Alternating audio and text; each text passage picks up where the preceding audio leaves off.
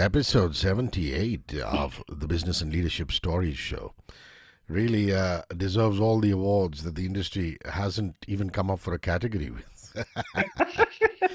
Sachin Bandari is from the Story Co. And he's really a master storyteller.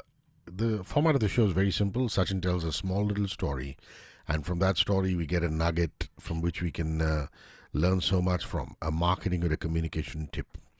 And Sachin would be the happiest person on the planet if we inched our way towards 100 and eventually achieved that 100. Because this is his concept and his gig. How are you, my brother? Very good, very good. It's a 22 more to go, right? 22 more to go for 100. Now, listen, in an era of 5 or 10-second reels, here comes a 5-minute advertisement for an airline, and it draws from the Ramayana or the Ramayana. Talk to me about that before we come to the all important lesson for the week. Right, it's a Sri Lankan Airlines advertisement, ad film, and like you said, it's 5 minutes long in the era of 10-second reels, so it sort of uh, throws away all the communication tips and playbook that a lot of people are suggesting these days, that everything needs to be super short, less than 10 seconds. So I was intrigued. Really interesting film. It has a grandmother narrating the story of the Ramayana to her grandchild. I mean, the boy.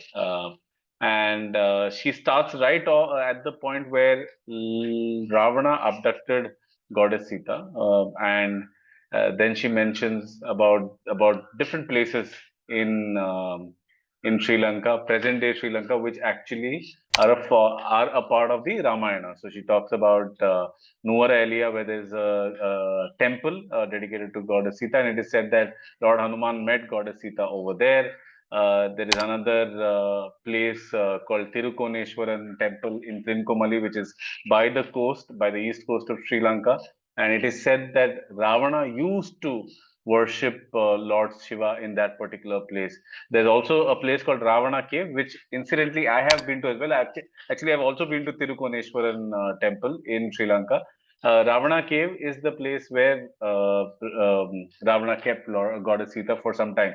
And then towards the end, she talks about Kelaniya, which is where Lord Rama is said to have given the reign of the kingdom Lanka to Ravana's virtuous brother Dushasana. And that's how it's. Until that time, there's absolutely no mention of Sri Lankan Airlines. It's only towards the end when the kid asks, "But I love this version of the Ramayana and I'd like to go to the place." And then she says, "Hey, your father has booked tickets on Sri Lankan Airlines. We are all going to do a Ramayana Trail together." And the boy runs towards the door and sees a beautiful Sri Lankan Airlines aircraft flying in the sky, and you have just a parting shot of three crew members. But the interesting thing, Rishi, is that I actually went and checked their website. So it doesn't stop at the ad film. Even on the website, they have mentions of the place, really nice illustrations of the entire story. You can actually plan your own Ramayana trail itinerary: 3 days, 4 days, 2 days, 1 day, 7 day, 8 day. And I think the 8 day one covers all the places in Sri Lanka which are associated with the Ramayana. Now, listen, most Indians know the Ramayana. And really, indeed, we are given our first version of the Ramayana by either our grandmothers or our grandfathers or our mothers and fathers. Are you saying that this kind of bridges the knowledge gap that the current Gen Z might be having? Not all of them, perhaps, are blessed enough to have storytelling sessions like this. If so, what is the lesson that we can learn from it from a marketing or a communication angle? Right, Rishi, I think you hit the nail on its head when you said that creating a knowledge gap. So I don't think it's just about Gen Zs or millennials or anyone else for that matter. I think this is true for everyone. Indians do know the Ramayana, and all of us understand the broad story of the epic. What we I think the master stroke in this ad film is not doing a 30-second spot where they are telling people, hey, go to Sri Lanka and rediscover the Ramayana in Sri Lanka. They actually have gone down into specifics. So the gap is in the specifics of it, right? So there are 11 places mentioned in the ad film which are associated with the Ramayana in Sri Lanka.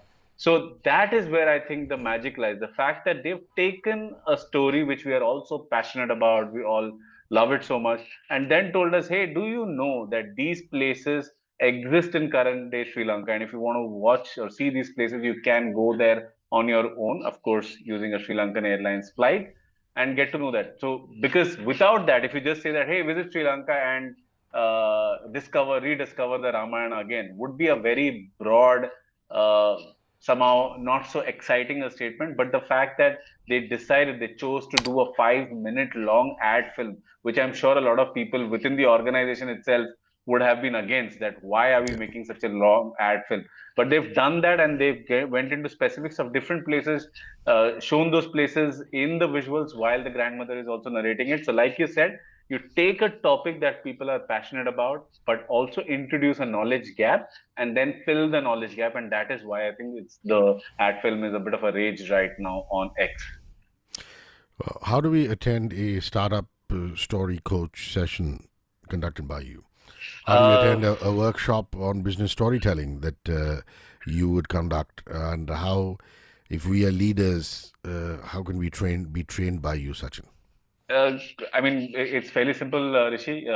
People can just go onto my LinkedIn. Sachin is easy. Bhandari is Bhandary. There's a link which says get in touch or stay in touch.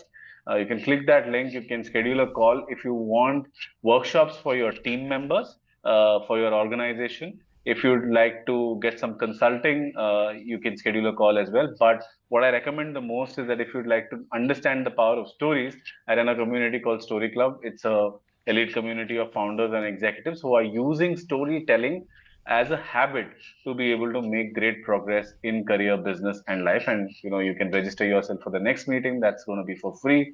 And if you like what you see, you can stay in the community or also decide to work with me in other ways. I'm going to catch up with you next week. Thanks for your time, my friend. Bye bye. Look forward to it. Thanks. 94.3 Radio 1.